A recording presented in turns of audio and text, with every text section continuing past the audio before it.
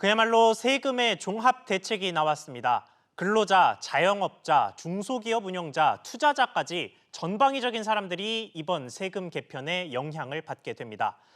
소득세, 종합부동산세, 증권거래세, 이 밖에도 세금을 더 받거나 덜 받을 수 있는 수십 가지 조건이 바뀌었습니다.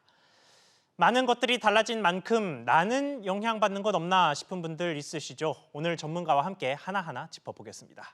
이성봉 서울여대 경제학과 교수 나왔습니다. 교수님 안녕하십니까? 맞습니다.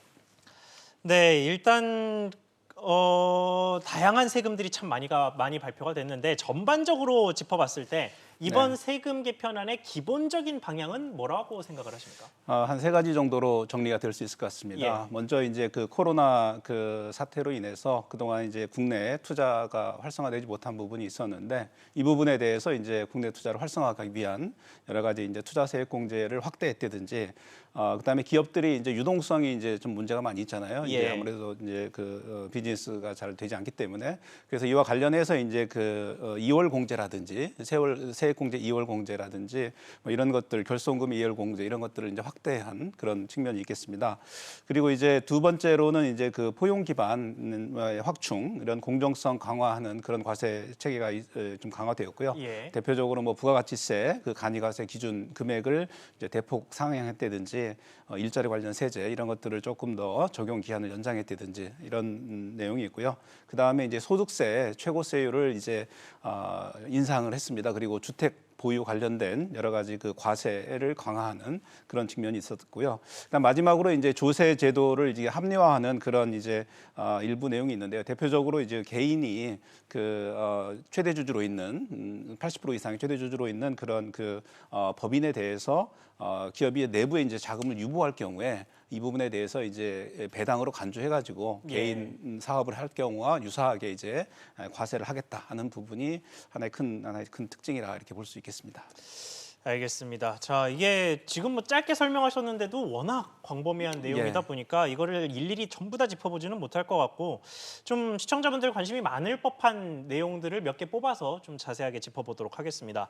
먼저 이 주식 투자, 뭐 주식뿐만 아니라 여러 가지 투자와 관련된 세금입니다. 이게 예상보다는 증권거래세를 깎아주는 기간이 조금 빨라졌고 조금 일찍부터 깎아주기로 했고 이 투자에 따른 소득에 붙는 소득세는 그 기준점, 그러니까 비과세를 좀 더 많이 해주기로 했습니다. 그래서 이게 투자자 입장에서 좀 유용하기는 할 것 같은데 실질적으로 좀 많이 유용한 세금 개편 방향이라고 보십니까? 이 부분은 이제 사실 이제 정부가 지난 25일에 이제 주식 양도소득세를 도입을 하겠다. 그동안에 이제 뭐 최대 주주 대주주가 아니고서는 양도 주식을 이제 투자해서 양도소득이 발생할 경우에 개인 투자자 같은 거 세금을 내지는 않았거든요. 그렇죠. 그 차익에 대해서 그래서 이제 그 부분을 이제 선진국처럼 이제 전면적으로 과세를 하겠다 하는 방침을 발표를 했고요. 대신에 이제 선진국에는 이제 없는 예를 들면 이제 우리 주식 증권 거래세 있잖아요. 이 부분을 이제 인하하겠다 이렇게 했던 거죠. 근데 이제 이 부분에 대해서 이제 발표했던 내용들이 개인 투자자들의 좀 반발을 사면서 이 부분에 대해서 이제 보완을 해서 이번에 발표를 한 것 같습니다. 그래서 증권거래세 부분은 이제 우리가 이제 현재 이제 0.25%를 2023년에 이제 0.15%까지 낮추는데 이거를 이제 2021년부터 내년부터 이제 단계적으로 인하하겠다 이렇게 한 거고요. 그 다음에 이제 금융투자 소득세의 경우에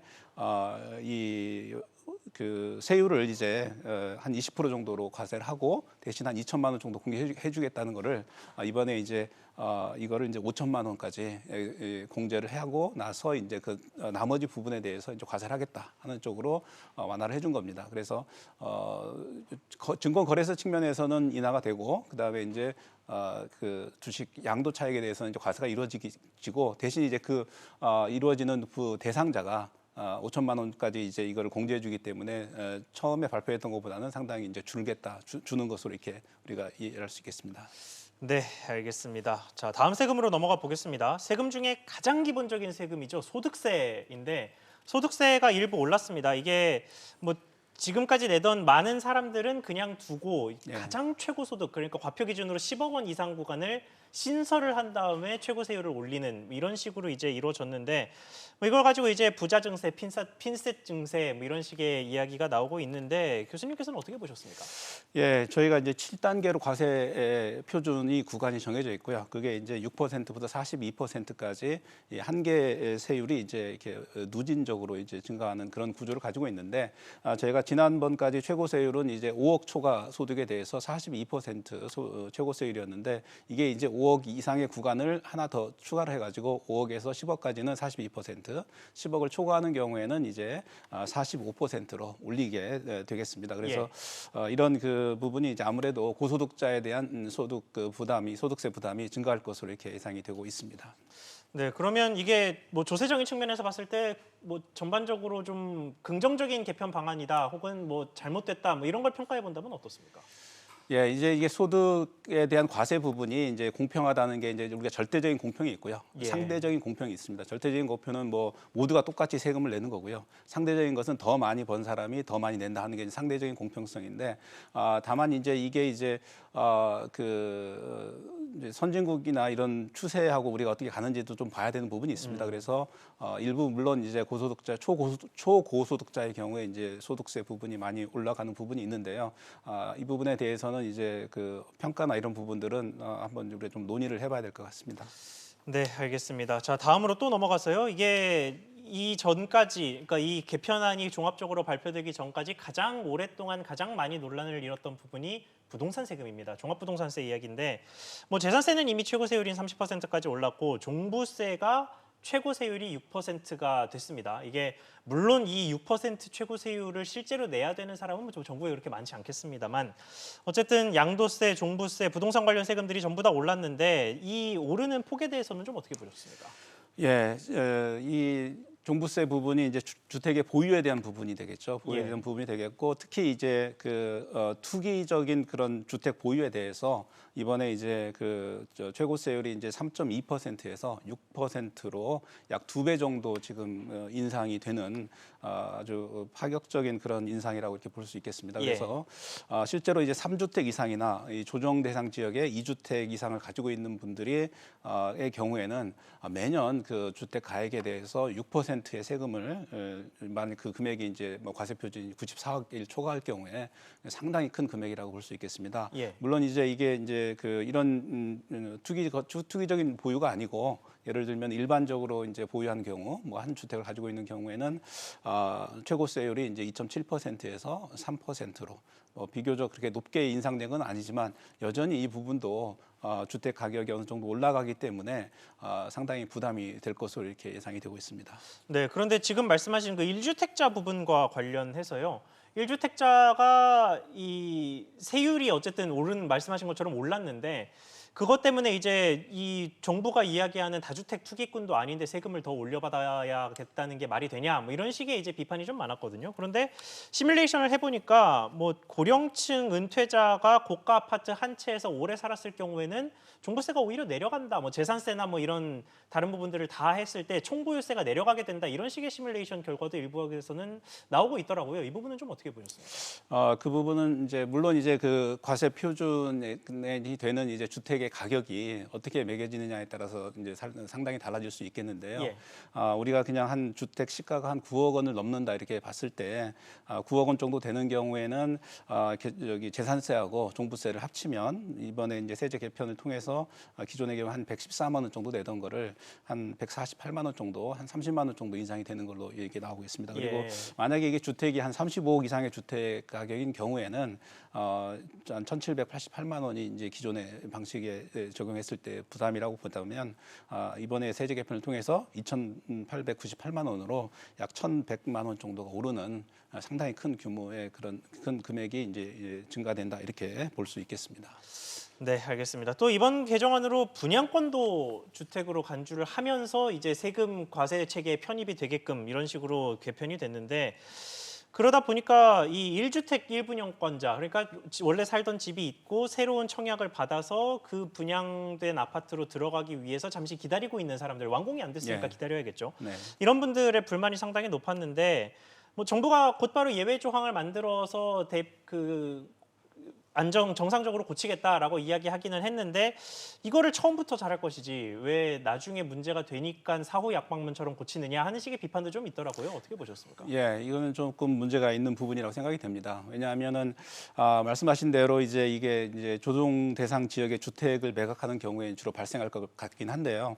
이게 분양권 부분은 아직 주택은 아니기 때문에 이제 과거에도 우리가 이 부분은 주택에 포함시키지 않고 과세를 했었습니다. 그런데 이번에 이제 이거를 이제 내년부터 매각하는 경우에는 분양권을 매각하는 경우에는 이제 포함을 시키겠다 이렇게 이주택으로 보겠다는 거거든요. 예. 이렇게 되면은 사실 이 제도가 바뀌기 전에 분양권을 받은 사람들 같은 경우에는 사실은 이게 소급 과세라고 볼 수 있습니다. 그래서 이런 부분은 이제 굉장히 비합리적이다 이렇게 누구나 볼 수 있는 상황이기 때문에 정부에서 바로 이 부분을 이제 바꾸긴 하겠지만은 그런 그 예외 조항을 두겠다. 이런 식으로 했기 때문에 조금 더 세밀하게 조금 준비를 했으면 더 좋았을 것이다 이렇게 생각은 듭니다. 알겠습니다. 자, 이번에는 기업 쪽 세금 이야기로 예. 넘어가 보겠습니다. 일단 이번 개정안에서 대기업의 혜택이 거의 없다라는 지적이 제일 먼저 나오더라고요. 물론 뭐 코로나19 때문에 뭐 경영 악화 이야기가 나오고 이 타격을 제일 많이 받는 곳들이 아무래도 대기업보다는 중소기업들이 많을 테니 뭐 이해가 안 가는 바는 아닌데 그래도 대기업들도 코로나19에서 뭐 완전히 멀쩡했던 것도 아니고 이 약간의 혜택은 줄 수 있지 않았나 하는 아쉬운 목소리가 있던데 교수님 생각은 어떠십니까? 예, 이 부분이 이제 혜택이라고 하는 부분이 사실은 이제 투자에 대해서 세액 공제를 해주는 부분입니다. 예. 그렇기 때문에 이제 이 부분은 이제 그 기업이 투자를 한 만큼 이제 세금을 이제 그 깎아주는 부분이기 때문에 사실 실질적인 그 도움은 뭐 유동성이나 이런 부분에서 바로 도움은 되지도 않는 거거든요. 그래서 사실은 이제 투자는 활성화시키는 게 굉장히 중요하고요. 특히 이제 이번에 이제 개정된 내용을 보면은 이제 중소기업의 경우에는 10%까지 이제 과거에는 이제 굉장히 다양한 종류의 이제 투자세 공제 항목들을 두고 그거를 이제 그 개별적인 걸 내용을 하게 되면 이제 몇 퍼센트 1%, 뭐 3% 이런 식으로 해줬었는데 이걸 이제 다 통합을 해가지고 10%까지 해주겠다 이렇게 중소기업에 그러니까 소위 네거티브가 됐다라고 그 보면 되는 네거티브죠 거네요. 방식이죠. 네. 포지티브라고 하는 건 열거된 사항들을 하게 되면 주는 건데 이제는 이제 어느 투자든 하되 이러이러한 투자에 대해서만큼은 안 해주겠다 이런 거기 때문에요. 훨씬 더 이제 그 기업 입장에서 보면은 굉장히 좀 이제 그 투자를 할 수 있는 자기들 마음대로 투자를 할 수 있는 이제 그런 여건은 이제 조성이 됐다고 볼 수 있는데 다만 이제 그 금액이 세액공제 금액을 얼마로 해줄 것이냐는 부분에 있어서 중소기업의 경우에는 이제 10%를 해줬지만 예. 대기업의 경우에는 1%밖에 안 해줬단 말이죠. 그러면 이게 과거에 이제 그 대기업 같은 경우에 여러 가지 항목들에 대해서 투자를 했을 때 받을 수 있는 세액공제 금액보다도 오히려 더 감소되는 이런 현상이 통합해서 하게 되니까 통합해서 하게 되기 때문에 1%로 되기 때문에요. 물론 이제 정부에서는 이제 그 지난 과거에 3년간 투자 금액을 추가해서 할 경우에는 이제 뭐 3%를 추가해서 이제 공제를 해주겠다 이렇게 얘기는 하고 있지만 사실은 이제 그런 그 보완책보다는 오히려 좀 기업 규모 간의 차이가 있다 하더라도 그 차이를 너무 크게 두지 않았나 하는 이런 조금 아쉬움이 좀 있습니다. 알겠습니다. 자, 그리고 최근에 좀 논란이 있었던 문제였죠. 해외 유턴 기업 관련 이야기인데 이게 유턴을 하라고 정부에서 권장을 하면서 그 혜택을 보니까 이거는 어떤 기업도 유턴을 하지 못할 정도로 조건이 빡빡하고 혜택도 별로 없었다. 뭐 이런 식의 비판이 좀 있었거든요. 그래서 이번 세제 개편안에 관련 내용도 좀 담겼습니다. 조건이 완화되고 이제 혜택도 좀 늘어난다라고 하는데 이 부분 좀 어떻게 보셨습니까? 예, 조건이 조금 까다로웠습니다. 이제 그 과거에는 이제 국내 사업장을 이제 신설을 해야 되는 문제가 있었거든요. 예. 그런데 이제 이번에는 신설도 가능하고 또 추가로 증설. 그러니까 기존에 있는 시설에다가 조금 덧붙여서 하는 경우에도 이제 허용을 해주는 걸로 하고요. 그러니까 해외 사업과 국내 사업을 다 하는데 그 중에 국내 사업을 조금 늘린다. 조금 늘리는 이렇게 부분. 해서. 예. 네. 그리고 이제 해외에서 사업하던 거를 이제 줄여라. 50%를 감축을 하라 이게 과거였거든요. 근데 이제 50%면 절반을 줄이라는 예, 거죠. 해외에서 생산하는 거를 이제 절반을 줄이고 그거를 이제 국내로 가져와라 하는 부분이었거든요. 그러니까 그러다 보면은 이게 이제 사실 기업이 조정한다는 게 쉽지가 않거든요. 예. 그래서 그 조건 부분도 폐지를 했습니다. 그래서 아무래도 이제 우리가 이 유통 기업의 경우에는 이제 그 소득에 대해서 5년간 100%를 감면을 해주고 그러니까 법인세를 감면해주고 예. 그리고 그다음 7년 그다음에 2년은 이제 또 50%를 감면해주기 때문에 총 7년을 감면해주는 가장 높은 수준의 조세 감면이라고 볼 수 있거든요. 그래서 이제 그런 부분에서 이제 완화되었다는 측면에서 긍정적으로 이렇게 볼 수 있겠습니다. 네, 알겠습니다. 각종 세금들 정말 많이 개편이 됐습니다. 어떤 영향을 미치고 우리 경제가 어떻게 나아갈지는 조금 지켜봐야 할 것 같습니다. 오늘 말씀 여기까지 듣겠습니다. 지금까지 이성봉 서울여대 경영학과 교수와 이야기 나눠봤습니다. 교수님, 오늘 말씀 감사합니다. 감사합니다.